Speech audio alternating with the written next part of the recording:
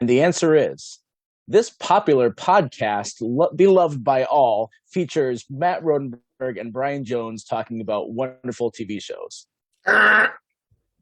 Fake doctors, real friends. That's incorrect, and your answer has to be in the form of a question.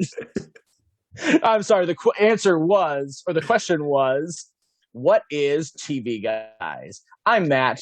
I'm Brian, and I'm not sure if we call ourselves popular, but Oh, I know we will call ourselves popular. We our episode that we had about The Office probably had more people listen to that than any of our episodes combined previously. So I know when we shared on Facebook, it was like a who's who of people we used to talk to. I know, and some people I still talk to as well. Don't worry, you're loved, man. Whoever, Tara, if you're listening to this, I still talk to you since we're family. So you know. Well, today we are not talking about The Office. We are talking about a category that we haven't really broached yet. That is game shows. I don't know about you. I love game shows. I enjoy playing them, and they're so cultural. There's so many different game shows that you look at. They're like that. Look at the impact that has, or different movies or TV shows will like reference those shows. And so I wanted to talk about some. Yeah, me too.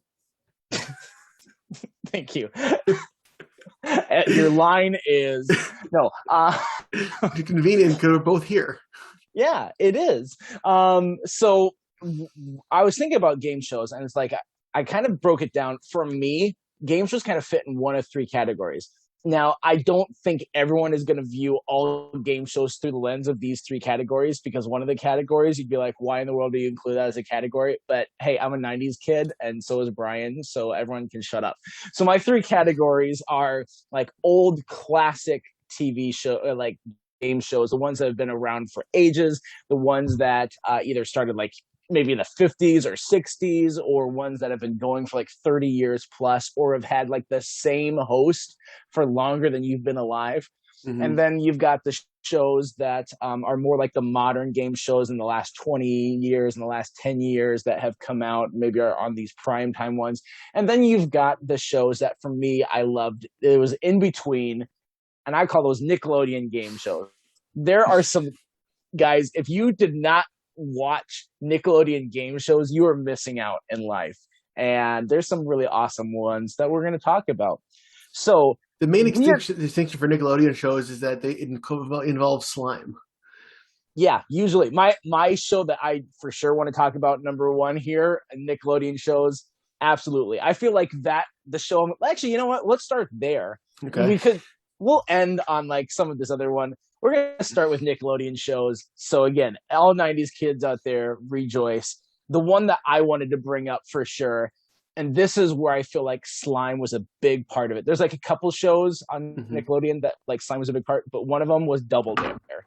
And Double Dare existed just to get people like dumped stuff over their head or crawling through things that would like make them gross. So if you've never watched Double Dare, but you've been to a youth group before, it's essentially a bunch of youth group games that you would do, but done on a big stage. And so the whole idea with Double Dare is you have two teams of four. There's two adults and two kids on each team. And so these families would go on this show, and they'd be this team of four, and they'd have like two rounds that honestly didn't matter as much, but the rounds were like they'd have trivia questions, but then there'd also be these big physical challenges. And the physical challenges were the ones where you'd get like gross or like I said, those youth group type games. So one of them was they'd get like this giant thing of pants that like the diameter of the pants would be like 3 times the size of the diameter of a human. And then the other person would like try and fling like underwear from across the room to get into the pants or something like that. Or they'd have to have something over their head that would be filled like with slime. And they'd have to go from one side to the other and spill as little as they could, stuff like that. So they had that.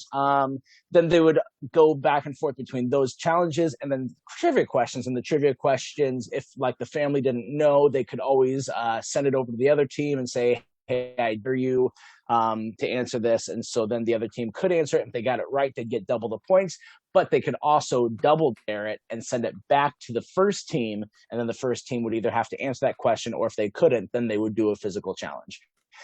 So that's where all that first stuff happened. But for me as a kid, it all came down to the climax, and this show had a great climax. They had like this 8-stage obstacle course at the end, and at each station in an obstacle course, you had like a minute or something like that. At each station in the obstacle course, you'd have to do something silly. Like there was this giant nose, and there'd be a flag hidden inside this and this nose. So people would have to like reach into like this fake nose that was loaded with, I don't know what they filled it with, because it was disgusting when they'd pull their arms out.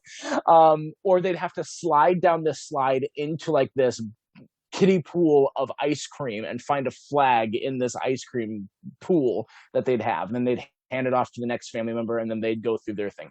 And every single stage for that they completed in that obstacle course would be like a higher and a higher level prize. So they like introduce the obstacle course, and as they'd be like, if they do this first stage, then they get a stick of gum, and then the second stage they'll get a pair of sneakers, and the third stage they'll get a puppy, and then they get to like the 8th stage, like an all expenses paid trip to Bermuda. So of course, the more that you still get the gum. Yeah, they would get everything together. Oh, good. Like, I love Bermuda, but give me some double mint. Because gum's gotten mintier lately. Have you noticed? It has. That's correct. So I loved watching Double Dare. Did you watch a lot of Double Dare? I watched that a little bit. When you talk about Nickelodeon shows, I kind of gravitated more to Figure It Out. I loved Figure It Out too. Of course, that one wasn't as that wasn't as physical. It's basically just like answer trivia questions, and if you don't, you get a bucket of slime dumped on you. Figure It Out was a lot of fun because tell them the basic gist of what Figure It Out was. I think wasn't that I don't remember a ton of it, but what I remember liking about it is what I just said. And it's just like there's a trivia, like there's 2 teams and they're asking trivia questions, but isn't there usually like they're competing against Nickelodeon stars from other shows? And then when you get something wrong, you get like a big bucket of slime dumped on you. Or am I missing something? So Figure It Out was they would always have like one guest come on the show, and the guest was technically the one who was competing for prizes, but they really didn't do anything. They would just get on there, and then they would have like a talent of theirs. And so then they'd be like, this person's talent is they can blank, blank, blank, blank, a blank, or something like that. Mm-hmm. So then there'd be like, so like if it was, there's one specific episode I remember where, what was it? The kid could create a cereal bowl out of their belly button. And so, like then at the end of the show, of course, they show you this person create a cereal bowl out of their belly button. So then all the words up there are blanked out. So every time that someone on this panel would say something, there are 3 rounds, and each round would be 1 minute.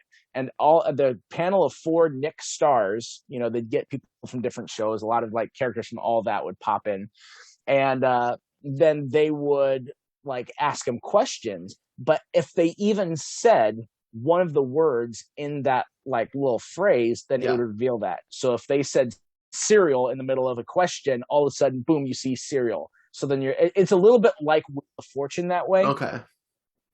And then they got prizes, not the Nick stars, but the person whose talent it was. They would get prizes for every round. It'd be unguessed. You're talking about making a cereal bowl out of your stomach. You know what celebrity looks really odd shirtless is Sean Gunn.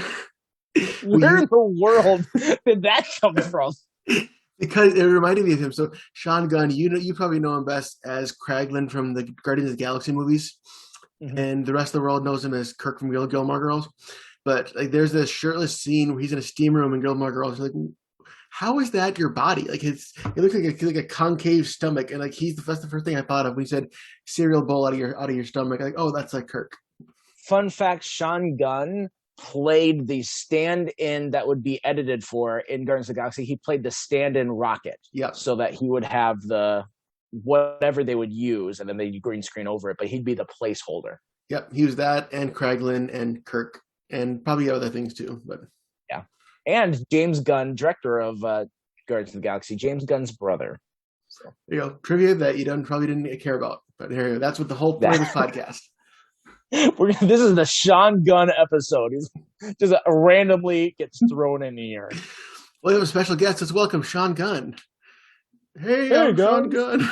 I think we did the same voice for Sean Gunn. It is. That's how he talks. So figure it out for me. It came at a later time. Like Double Dare was like Nickelodeon heyday. By the late 90s, Nickelodeon was declining a little bit. And then by 2000s, it really went away or like plummeted. I know some people are like, wait, there's SpongeBob. But it's like, sure, that saved them. But it was like there was this era that from like 87 to like 95 was an awesome Nickelodeon era. And so Figure It Out came in like 97 and it was only on for a couple of years. Then it had a revival back in 2012 and 2013. But Double Dare was early on. That was like 1988. Let me write it. See, I wrote it down somewhere. Had 1986 to 1993. And Double Dare had a lot longer time period. It had another revival in 2000 for just a year, and then it revived again in 2018 and 2019. Yeah. I will say, though, I do think overall the 2000s were also a great era for Nickelodeon because they had Drake and Josh and iCarly, which are two great shows. Yeah, and that wasn't my wheelhouse. Like I loved back with like Are You Afraid of the Dark? Clarissa Explains It All, Doug, Hey Arnold. Even Hey Arnold was a little late. Yeah, I liked all of it. Yeah, Rugrats, Kenan and Kel, Cat Dog, Wild Thornberrys, Rocket Power, all that.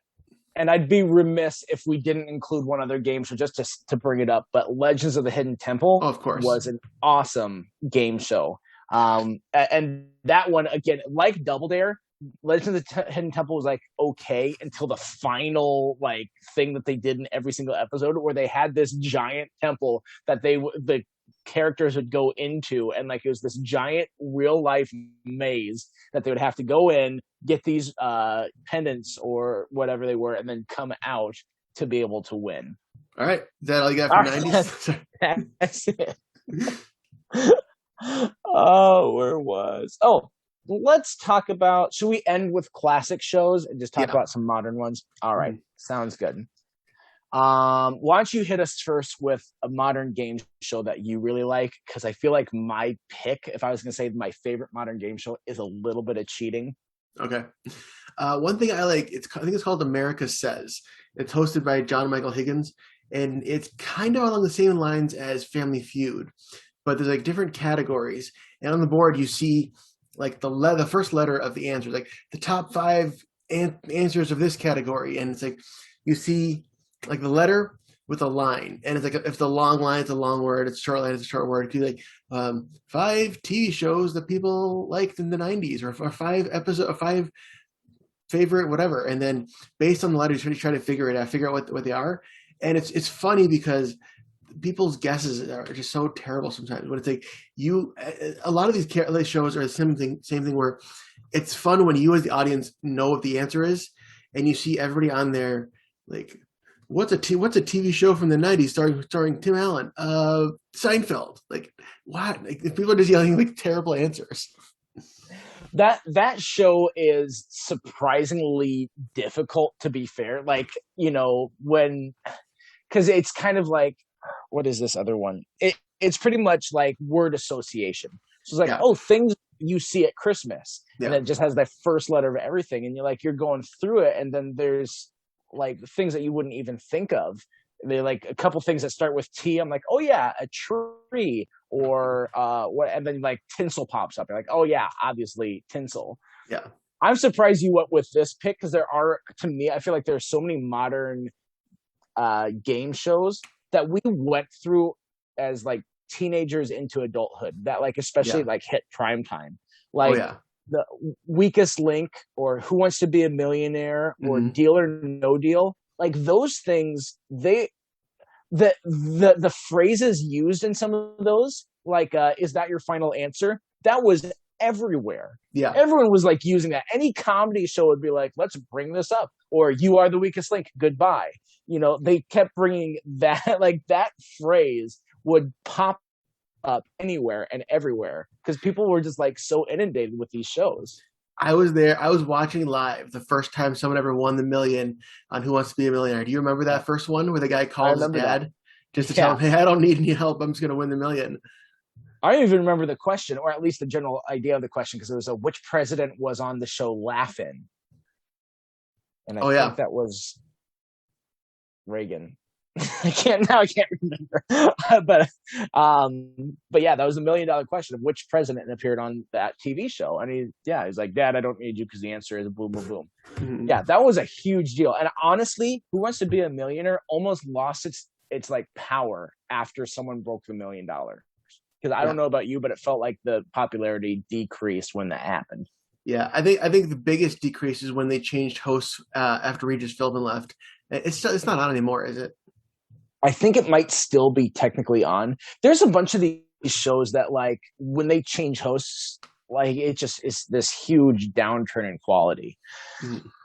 So one of mine actually has so the one I really wanted to talk about, like I said, it's a little bit of cheating because it's it's a game show, but it's not. It doesn't really matter as a game show, and that is Whose Line Is It Anyway? Oh yeah, Because it's really not a game show, but I don't feel like there's any other category to put this show under. They even like treat it like a game show where like the host will hand out points or how they do scenes. So if you've never seen Whose Line Is It Anyway, first of all, do yourself a favor and watch it. The original British version is on Hulu, and then the more American version is on HBO Max. So well, if you even the have those American version, there's two subscriptions, different versions. There's the version of the '90s hosted by Drew Carey, and then it went away for a while. Then it came back. I think it might still come out every now and then, hosted by Aisha Tyler.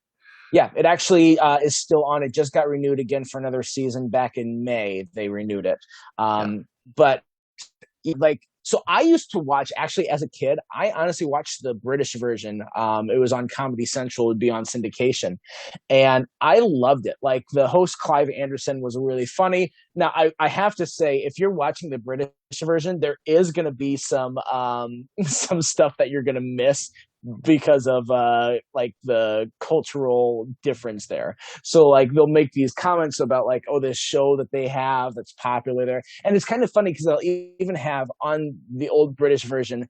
They would have Ryan Stiles on there every now and then. They'd have Colin Mockery. They'd have Mm, like some other Americans like Mike McShane. Greg Poops was on there, and Proops. so every now and then they'd have like like, oh, that's a British show here that we've got. Like, oh, okay. So like then they'd make these references that they might not understand or they might not get. So there was a little bit of that would get lost in translation, but it was a lot of fun. And that was on from 1988 to 99. And so there's 11 years of that of good content to get. It was, and I felt like games were a lot more varied. I feel like when you got to the American version, they kind of stripped away a lot of different games and they really focused on like the same maybe 8 or 9 that they would do quite Yeah. often. And so that like scenes from a hat they do on the American version, they do scenes from a hat like probably every single episode, if not every other episode. Yeah, and like, they always end it with hoedowns, which the cast hated, I hear. Yeah. And I mean, if you've ever like played some of these Whose Line Is It Anyway games yourself, no one would want to do a hoedown. No. That's to me, and I don't even find them that funny. Hoedown itself would be Uh, like the weakest game. there's a couple of them here and there that were really good, but overall, it's like, it's okay. Oh, I was gonna say then, like as you said, it went to the American version that was hosted by Drew Carey. That was hosted for about 9 years, 1998 to 2007. Then there was a break because in 2007, Drew Carey left to go host Price is Right, and so then after a couple years, then it got picked up again, and Aisha Taylor, and this one time it was on the CW instead of on ABC, so it switched networks as well. Yeah. One of my favorite moments, and it's from the Drew Carey era. They were doing one of those games where everybody is playing a different character as in like a party, and the host has to try to guess who they all are. And I forget what they were doing, but it was Ryan Stiles was like crawling on his hands and knees around the stage and wasn't paying attention and crashed headfirst into the podium that Drew Carey sits behind. And actually, there's like little like lights on the front of it. He smashed the lights and broke the lights, and like they had to stop. Like, what, are you okay? Like they were like, Drew Carey just could not stop laughing. Like he was fine, but it's just like he was so committed to his bit that he didn't notice the podium and the glass lights that he smashed his face into. That's one thing I really liked about Drew Carey as host, because Clive Anderson, he would laugh at the jokes, and he would enjoy it. But there were some times when you'd get a kick out of the scene because of how much Drew Carey liked it. When he would be on stage, he wasn't as good of a performer as the other ones were, but he wasn't bad. Yeah. But like just his him enjoying what the other performers was doing was so great, and I really liked it. I might be in the minority there, but I really enjoyed his hosting. There's actually something that I think one of my favorite Drew Carey moments was there was like he's not afraid to say his mind, and that's something I actually really appreciate too. There was one thing where I think they're needing an idea for a TV show or something like that, and someone said like Hitler and the schoolgirl or something like that. Like they needed an unpopular pairing, an unlikely pairing, and so then producer stepped in and was like, "Oh, we probably can't go with this suggestion because it's going to be offensive." And like Drew Carey's like, "Are you kidding me? Hitler's going to get offended at us mocking him?" And then later in the episode, someone made like the suggestion, or like there was something that popped up, and like Native Americans were made fun of, or indigenous people. And so then at the end of the game, then Drew Carey is like, "Ha, Native Americans, F them, right? Who cares about those guys?" Yeah. He said it better, but it was like really a lot more pointed at like, sure, you're worried you're gonna offend someone by like making fun of Nazis and Hitler, but sure, we can make fun of this other group of people that doesn't deserve to be made fun of. I like Drew Carey as a host. What do you think? I liked him as well, and just the chemistry he had with, I think, the three biggest ones obviously were Wayne Brady, Colin Mockery, and Ryan Stiles, and like those guys were just like comedy gold together.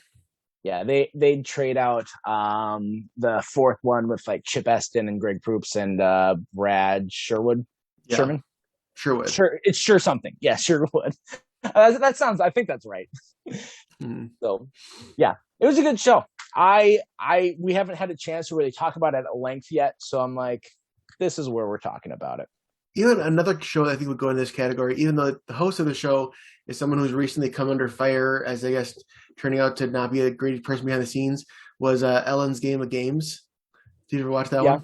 I never watched it, but I was intrigued to see it. I just never got around to it. It's kind of cool. Like, there's different, there's all these different stuff. People volunteer for these games, and it's like people are suspended over like a big vat of pudding, and if they don't answer a trivia question within whatever category, they get dropped into pudding, or like you have to try to not say a word and then you get something splattered at you. It's kind of like an homage to the Nickelodeon with the physical gross comedy kind of thing. And then it always ends at the end where there's four people on this top of this big podium, and it's basically like you keep going answering questions, and whenever you get one wrong, the floor comes out from under you and you just get dropped. And what I like is that obviously like they're going to be fine, but they don't show us what happens when they leave. They drop and you're gone. It's kind of like the Netflix show of like the floor is lava, where you know that obviously this person, when they fall into the lava, quote unquote, isn't dead, but at the same time, where did they go? Like, more likely, what do they do? It's most likely just like a slide, and then it just goes to like a big mat at the end or something. But it's just funnier that you don't see it. Yeah, and it scores. I imagine that they like have them pause and then pull this person out of the room or something like that. Probably, yeah. But I mean, it's also, despite how she might be behind the scenes, Ellen also has that like good charisma that keeps it interesting. Yeah. Yep. The other show, when we were talking about Whose Line Is It Anyway, to segue from there, I have to back up so we can segue. There's another show hosted by Wayne Brady that I loved called Don't Forget the Lyrics.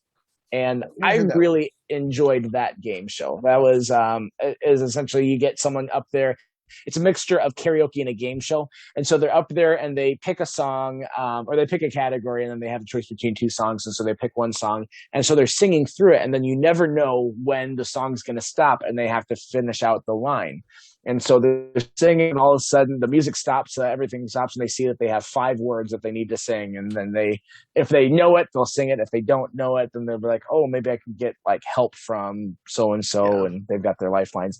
It was a fun show. I thought it was a really well done idea and concept, much better than the Singing Bee, which came out around the same time. Yeah. Do you remember when we did a game like that, similar, back when we were both youth leaders, when previous podcast guest Paul Risdall get I do remember that. Yeah. And he would do a Christmas song lyric forgetting thing. And that's funny because it's like, who knows the third lyrics, the third verse to "Oh Holy Night" or one of these? Like, you know the main chorus.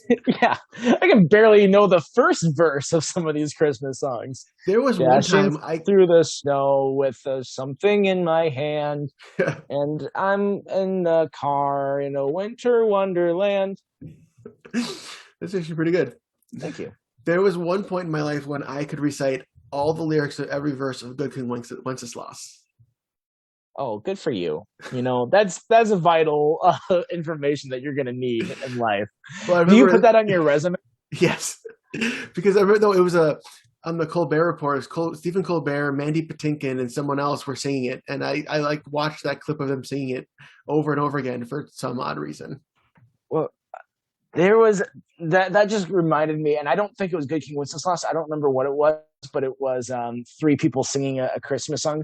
But it was like on Saturday Night Live. They had Frankenstein, Tarzan, and Chris Farley. And so then they would put like Frankenstein on one side, and he's like really tall, and then they put Tarzan on this other side, and he's like really tall, and then Chris Farley in the middle, and they're all singing like some sort of Christmas song. And like Chris Farley just looked so uncomfortable. He keeps like looking between the two as they're singing, because like let's say it's Joy to the World, and they're singing like and so he's just kind of like, to the world, the Lord, and just like looking back and forth, like, what in the world? What have I got myself into? Yeah, that kind of reminds me. There's a clip of from the Muppet Show of 3 characters singing Danny Boy on St. Patrick's Day, and of course, who do you get? You get Beaker, Animal, and the Swedish Chef. I think I remember that. I've seen that. What is it with like the 3 singers? I don't know. There's only 2 of us this week, so we can't do any singing. We can't. No, sorry. You guys are missing out. Sorry. Yep. Let's jump into, like, when people think of game shows, there's some classic TV shows that they think of. And I want to talk about like my favorite all-time game show that was my, hey, if you're staying home sick from school, this is what you're watching. And that was Price is Right. Yep. One of the shows that I associate with my grandparents' house. Yeah. Price is Right. It's an old show. The original version of it started actually in 1956 with Bill Cullen. He hosted it for about 7 years. So it was almost 10 years that the show ran. And it actually almost didn't even make it to pilot, because there was a lot of technical issues with the pilot episode. And so when they showed it to NBC producers, yes, it was on NBC at the time, they looked at it and was like, ooh, actually, I think we're just going to scrap this. I think we're just going to scrap the whole thing. And they're like, well, no, you've got to give us at least 13 episodes. Because apparently that was par for the course at the time. Now it's like you're lucky to get 6 if you have a bad product. So they gave them the 13 episodes. Things turned around. It got more popularity, but then it like reached its peak from that show about halfway through, and then the numbers started to dwindle. And so by 1963, NBC pulled the plug on it. ABC actually got it for 1 year after that, and they just couldn't recreate any of the success they had early on. And so it sat dormant without this show for 9 years. And then 1972, a godsend of a man named Bob Barker came along, and CBS redid this show called New Price is Right, put Bob Barker in it. Is actually, the Price is Right was a little different than what Bob Barker's version ended up being. And so when he came in, they change a couple different things because it was a little bit more auction like in the first original Price is Right, and now they just made it where it's like it's just the one bid and that's all you get. Yeah. And so, he started his run in 72 and he hosted that thing for 35 years. Bob Barker is just, to me, is like an icon. He was so amazing. He was great. It was kind of weird. Like he was from that Richard Dawson school of like the kiss all these ladies as they came up. Now the girls themselves would initiate the kiss and be like, "Oh, thank you," like whenever they'd come up and kiss him on the cheek or whatever. Richard Dawson himself, he would just be like, "I'm going to kiss you now because I'm half drunk while recording this episode of Family Feud." So there's a little bit of a difference there. But Bob Barker was just a great host. He had such a good stage presence. I remember when he was in Happy Gilmore. Yep. And that was like the best celebrity cameo I think I've ever seen in any movie. And then he was Barney Stinson's dad. And that was one of my favorite How I Met Your Mother moments. I loved that episode when Barney goes on Price is Right. Mm-hmm. And that deep down he knew that wasn't his dad, but he just was like he had to hold on to that belief. Yeah, that was a good show, or a good episode, definitely. And so, and plus, Price is Right. Like so many great games, like Plinko and the little yodel guy going up, and like how many times they'd be like, "Okay, well, for your big game today, let's give away a car." And they'd be like, "Oh my gosh!" People freaking out. Have you seen how Aaron Paul, before he was a celebrity, actually went on Price is Right? No, I did not see that. He made it to the Showcase Showdown. Huh. Look up like Aaron Paul Price is Right. You'll be able to see him on even like just a GIF or a picture of it. You'll be able to see that it's on there. Yeah. Ooh, you should also look up when I was on Price is Right. Were you really? No. I figured I would waste people's time. If some of our listeners might be Googling it right now. If you are, I wasted your time. I did it. You're not well known enough for that to come up in a Google search anyway. I thought we were a popular podcast. Are we popular or are we not? You know what? It depends on the circumstance. So I will change my answer depending on if it suits me, like a politician. I once worked with a guy at Subway like years ago, and it turns out that I found out he was actually on the Maury show, a Maury Povich show, and one of those "Are You with the Father" kind of episodes. Oh my god! And I tried to look it up. I could not find it. Hey, so were you the father? I don't want to talk about it. Okay. So another one of these we can't not talk about is Family Feud. Yep. And that's one that's gone through host changes. With Richard Dawson, and then there was Louis Anderson, Richard Karn from Home Improvement for a little while, and landed on Steve Harvey. And what I like about Family Feud is they've just settled on a formula where it's like the same thing every time. A question that easily has an obviously sexual answer, and then when people give the answer, Steve Harvey stares at them like, "What?" It's like he gives like this look of like disbelief, like I can't believe you said that. And boy, Harvey knows how to play that look like a fiddle. Well, it's like, what's something you like to do in bed with your wife? Have sex? What? Like, why would you say that? This is a family show. One of my favorite Family Feud clips is a Steve Harvey one, and you might have seen this one, but that's it, the naked grandma. And this guy, he's so bold in his answers. So the prompt is like, name something you wouldn't want to see when you walk, like a stranger wouldn't want to see, or intruder when he walks into your house. And this guy buzzes immediately, naked grandma! He like yells it out, confident. Like, how specific? And Steve Harvey, like everyone's laughing, and the other guy across from him is like, I wouldn't want to see that either. And Steve Harvey's like, I know you're technically right, but what are the chances that naked grandma is up on the board? And so the judges gave it to him for like an a person being there. It was only like 8 points or something. It was like number 5 answer. But yeah, I love the boldness. Or like there's another one where the two guys come up. It's the one to initiate which team's going to get to play. And the question was like, "What's something your wife does that you hate?" And they both just shake their head. Nope, not gonna answer that one. Yeah, Steve Harvey's face is just like, all right, we're just gonna wait out the clock here on this one. We talked about Who Wants to Be a Millionaire earlier, and Who Wants to Be a Millionaire actually spawned this sketch that is one of like this awesome long running sketch on Saturday Night Live, because Who Wants to Be a Millionaire did a celebrity edition. So then they did Celebrity Jeopardy, and Will Ferrell played Alex Trebek, and Will Ferrell, the very first one, he did this thing where it's like this little rant of like, thanks to Regis Philbin did a celebrity episode. Now we have to do a celebrity episode as well. And so like there's just some really awesome stuff that comes out of Celebrity Jeopardy, but I didn't want to take a moment then to talk about actual Jeopardy, Mm-hmm. which is okay, so game shows kind of have this flash to them, like there's like bright lights, shiny objects, loud noises, an announcer screaming, "You want a new car," that sort of thing. Jeopardy didn't do that.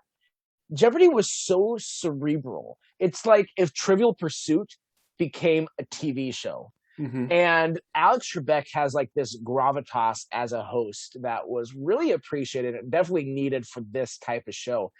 And I think like his performance, as, if you can say that, as a host really had created this longevity that I don't know if we would have longevity of Jeopardy if it wasn't for him. No, I don't think know if so. I completely put my finger on why exactly it's so long running, especially when it flies in the face of everything we know about what a game show should be, because it's so quiet, you know? Yeah, I agree. And it's one of those like ubiquitous shows. Like no one has to explain what is Jeopardy. It can be referenced in anything. It's like it was with, Except for Ryan Howard and Michael I was Scott. just gonna say, yes, it was on company property with company property, so double jeopardy. We're fine. I don't think you understand how Jeopardy works. What is we're fine?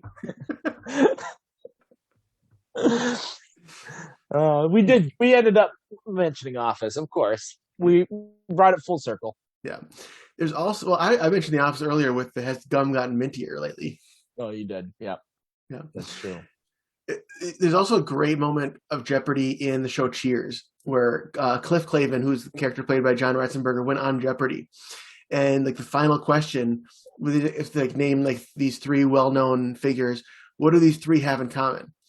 And Cliff wrote in, "Who are three people who have never been in my kitchen?" And like marked it as being incorrect, but he was like, "But technically, they have never been in my kitchen, so I'm right."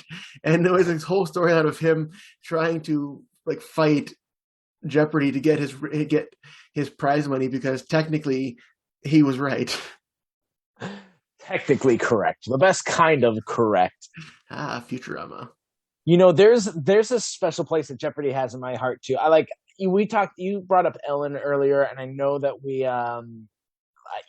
I believe the allegations against Ellen, because you can kind of see that personality a little bit. If you watch more of her show, you can see that passive aggressive underneath what she does. And so it's kind of sad because I think she is really funny and she has a good fake personality that she was able to put on. But I will say there was this ride in Disney World that you might be familiar with in Epcot, that there used to be this ride when the Epcot first opened called Universe of Energy. And then they changed it to be a little bit more like fun. Instead of it being quite so documentary, they changed it to be fun, but still educational at the same time. So what they did was they created this show that they did the filming for Ellen. Like in this pre-show, she's talking about how she had this crazy dream, and in this dream she was on Jeopardy, and she was on Jeopardy with like this person she used to go to high school with, who is played by Jamie Lee Curtis. And like Jamie Lee Curtis's character was getting all these answers right, and all the questions had to do with energy. And she realized like she didn't know anything. So after the end of the first round, all of a sudden Bill Nye the Science Guy pops up and it's like, "We need to teach you about energy real quick," and like kidnaps her and like takes her like in time back to the Big Bang, and like talks about like energy, all like the history of energy, but they do it in a like fun and exciting way. I really liked the ride Alan's Energy Adventure. It's no longer there. It's going to become a Guardians of the Galaxy roller coaster, which I'm sure is going to be a lot more fun, a lot more interesting. But it held a special place in my heart that used Jeopardy as a framework for teaching us about energy. Yeah, that's cool. I haven't been to Disney in like probably 20 years, so can't really speak to it. Yeah. That ride was there probably about 20 years ago. It was only Universe of Energy for like 10 years, and then was Ellen's Energy Adventure for like 20 something. So yeah, I think the other big one that we haven't mentioned yet is going to be Wheel of Fortune. Yeah, that definitely needed to be brought up because Pat Sajak and Vanna White are vampires. They don't age. They will never die. Mm-hmm. Pretty much. I mean, like Bob Barker died and Alex Trebek died. No, Bob Barker is actually still alive. Alex Trebek did unfortunately die. Yeah. Yeah. Bob Barker is retired, and if you see images of him, he does look. He looks pretty old. There's actually this documentary that came out on Netflix within the last year, and it was about this guy who went on Price is Right, and he was like kind of a savant for all the answers. He was kind of like Barney, and so then he got. It was like a really interesting documentary because they thought he was cheating. And so like then there's like this big issue that popped up with that, but it was like he was just such a fan of the show, and like it's a really I forget what it's called. You talk about Wheel of Fortune real quick, and I'm just gonna look it up real quick. Wheel of Fortune is another one of those where it's fun to watch if you know the answers, because it's like as you're starting to fill it up, you start to figure out, okay, I know that word's that. You can kind of do process of elimination, and it's just so frustrating when you're like, I know the answer, people are guessing wrong. It's like it's kind of like a game of Hangman, but with bigger stakes. And it's just, I love when I know the answers and people don't. Maybe that's just my narcissism, but yeah, I would say Wheel of Fortune is one of the more accessible game shows of all of them because, like, you know, that's different than, hey, do I know random trivia about South American dictators? No. To Kill a Mockingbird, and that's what that would mean if I spell it out. There's a clip going around. I don't know if this is a real clip or if it was like a fake clip. Do you know about the Bitcoin answer? Have you seen that? I don't know. It's the guy was on Wheel of Fortune, and almost the entire thing was filled in. There's only a couple letters missing, and it was Bitcoin is the future, but the right letters were missing, and he guessed bitches in the future. And like it's just so convenient that it makes me think it might be fake, but it would be so funny if that was real. That's the sequel to Back to the Future. Doing a remake of it. Yeah. I did find the name of the documentary. The documentary is called "The Perfect Bid: The Contestant Who Knew Too Much," about a man named Ted Slauson. I was wrong about the year. It came out in 2017, but it looks like even you can watch it on even YouTube for free. So, yeah, there you go. If you got an hour of your time that you're interested in that, give it a watch. It's pretty good. Nice. I actually somewhere I have I don't still have it, but I had a Sega Genesis Wheel of Fortune game that I used to play. Yeah, how many people had a Wheel of Fortune type game? I even had like this little handheld thing for a Wheel of Fortune. I also had a computer CD-ROM game for Who Wants to Be a Millionaire, and it was at the height of Regis Philbin. I had maybe the same exact game. Cool. Look at that. Yeah. I still have it, but I don't. It's outdated. Where like newer computers can't play it. So I want to try to see if I can get a computer friend to help me figure it out. Speaking of computer trivia games, did you ever play You Don't Know Jack? I did not play that. No. Oh my gosh, You Don't Know Jack was awesome. That is the same company now that does the modern like party games, Jackbox, on pretty much any console. Those are fun. Yeah. So if you have not gotten a chance to ever play Jackbox party games or You Don't Know Jack, so You Don't Know Jack was like a brilliant way to combine both pop culture and like high culture, where like, so a question could be, like if I can't believe it's not butter created a whole line based off of the 5 stages of depression, what would be the 5 stages of grief? What would be the next version of butter? Would it be I've come to terms with this butter? I'm depressed that it's not butter. I am so mad that it's not butter. Get this fake butter out of my please, face. please let this be butter. I'll give anything. So it'd be questions like that. Mm-hmm. Yeah, that'd be cool, and that's kind of funny. I think anytime you can put mix something serious with something that doesn't matter, it's usually a funny combo because it's not expected. Yeah, and I love the humor of the game. They're pretty good. Mm-hmm. But that's not on TV, and we cheated. So I'm sorry, everyone. But you got a lot of good information. If you have not been watching many game shows in your life, well, there's a lot of them out there. So you've got a lot of choices to watch. There's even some ones that are still on to this day that you can get a kick out of. Apparently, there's a Lego one. Of course there is. There was this weird one that was hosted by Rob Lowe, where you're strapped into this big mechanical ball thing, and as you're asking questions, it shifts you so you're facing different directions. It's like some of the questions are up here, some of the questions are over here. There was this other one on Fox, early, I think it was called The Chair or something like that, whereas a similar thing, they put you in the chair in this one environment, and then in that environment they start messing with stuff, will make it really, really cold or really, really hot or something like that. And then as you are asked more questions, as soon as you get one wrong, you're done. But as it asks you more questions, it will start to try and throw you off even more. It'll start to turn the chair upside down as you're sitting in it. So just stuff like that. I'm like, what is this TV show we're watching? We call this Guantanamo Bay, the trivia game. Yeah, pretty much. There's so many game shows. I guarantee there's probably some of the ones that you were thinking of, listeners, probably that we didn't mention. If you are, comment, yell at us, say, why? How could you not mention this one? Yeah.